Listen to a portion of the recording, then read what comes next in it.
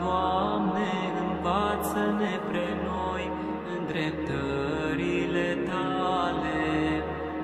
Soborul îngeresc s-a mirat văzându-te pre Tine, între cei morți socotit fiind, și puterea morții, Mântuitorule, surpând, și împreună cu Tine pre Adam ridicându-l, și din iad pre toți liberându-i.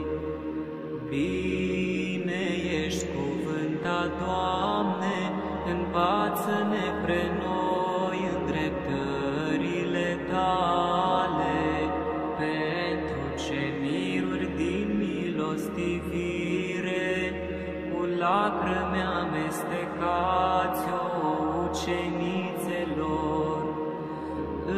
Îngerul cel ce a strălucit la mormânt, au zis mironosițelor: